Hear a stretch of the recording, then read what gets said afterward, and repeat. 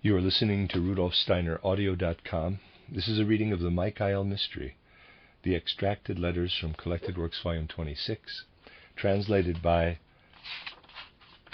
Mrs. E. Bowen Wedgwood and revised by George Adams. This is the last letter, letter 29 of the book, entitled From Nature to Sub-Nature.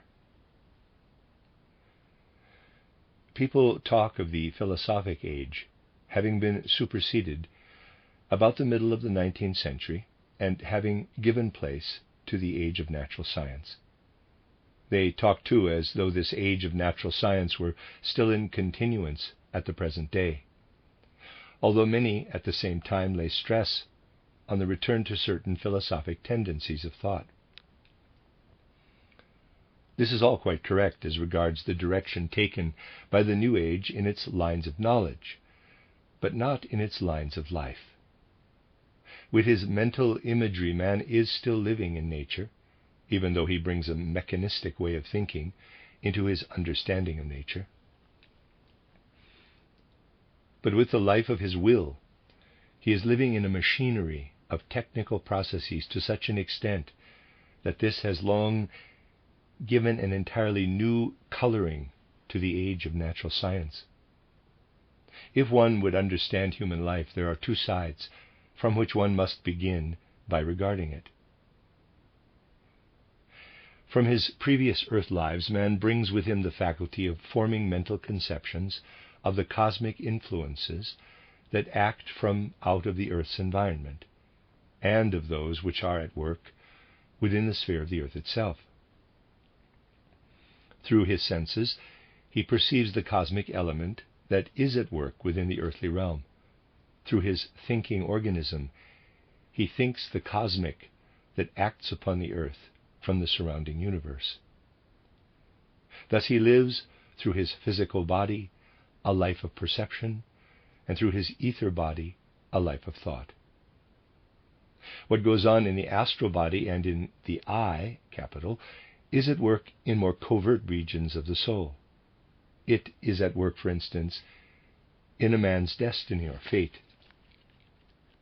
One must not, however, look for it to begin with in the intricate complexities of human destiny, but rather in the simple elementary processes of life. Man unites himself with definite earth forces by the fact of bringing his own body into bearing with the lines of these forces. He learns to stand and walk upright. He learns with his arms and hands to bring himself into poise with the balance of the earthly forces. Now, these are not forces of a kind that work from without, from the cosmos.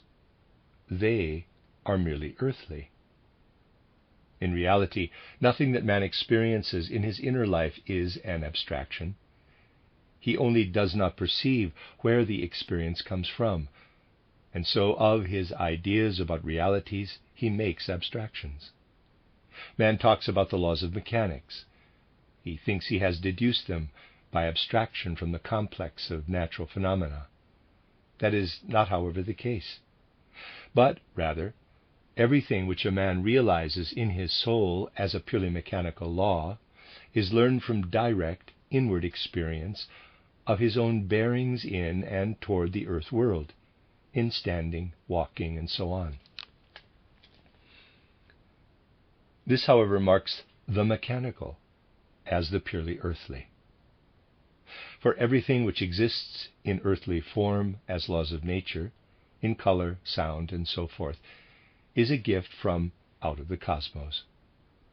Only within the sphere of earth does all this realm of nature acquire, engrafted into it, the mechanical element, even as man meets with this element in his own life and experience only within the earth sphere. By far, the greater part of all that is at work through the agency of technical science in the civilization of today is not nature, but sub-nature. It is a world which is emancipating itself from nature downward. Observe how the Oriental, when in pursuit of the spirit, seeks to disengage himself from those states of equilibrium which are due solely to the earth. He adopts for meditation a posture which brings him solely into the cosmic equilibrium.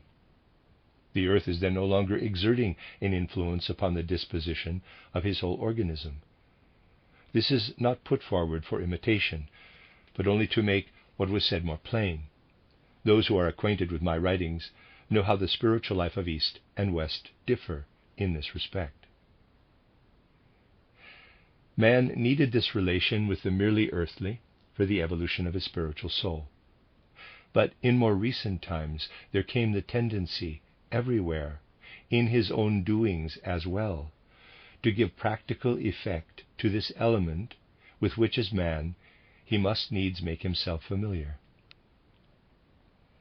And as he penetrates into this merely earthly realm, he encounters the world of Ahriman. He must learn to bring himself and his own human being into right relation with this Ahrimanic element. As yet, in the course hitherto taken by the technical age, he has not found the way to readjust his human relation rightly to this new civilization of Ahriman. Man must find the strength, the inner faculty of knowledge and discernment, for his human being not to be overwhelmed by Ahriman in the civilization of technics.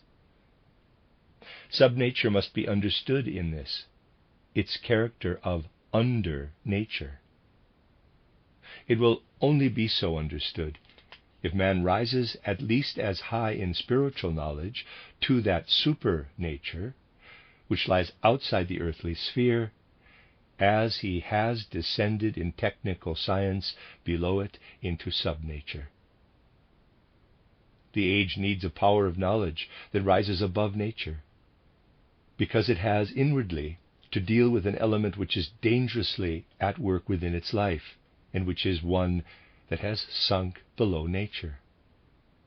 Of course, what is here meant is not any sort of return to earlier states of civilization, but rather that man should find his way to bring the new conditions of civilization into right relation with himself and with the cosmos. As yet there are but very few who have any feeling of the important spiritual tasks which man has here before him. Take, for instance, electricity, hailed at its discovery as the very soul of the natural world. Electricity must be recognized in its own peculiar power to lead down from nature to subnature. Only man must not glide down with it. In the time when there was as yet no independent realm of technics, apart from what may rightly be termed nature, man found the spirit in his contemplation of nature. Technics, becoming detached from nature, riveted man's eyes to the mechanistic and material world as the scientific one whence his knowledge must henceforth be derived. Now in this world, of all the divine spiritual life connected with the first origins of human evolution, nothing remains. The purely Ahrimanic dominates this sphere. But in a science of the spirit, the other sphere is created, from which an Ahrimanic element is altogether absent. It is precisely by taking into his mind that form of spiritual intelligence to which the Ahrimanic powers have no access that man gains the strength to meet Ahriman in the world, to encounter him there. Leading thoughts number 1. In the age of natural science, beginning about the middle of the 19th century, there is in human civilization a gradual downslide of the occupations and activities of men, not only into the lowest regions of nature, but down below nature. Technical civilization becomes sub-nature. Leading thoughts number 2. This makes it necessary for man, in living inner experience, to come to a spirit knowledge in which he rises as high above into supernature as he goes down below nature with his subnatural technical occupations. He thereby creates within him the power not to, in quotes, go under. Leading thoughts number 3. An earlier view of the natural world still contained within it the spirit, with which human evolution is bound up in its first sources. Little by little, this spirit has vanished from man's picture of nature. The purely Ahrimanic element has taken possession of the picture, and has overflowed from thence into the technical civilization of today. And that is the end of letter number 29 and the end of this book, The Michael Mystery by Rudolf Steiner.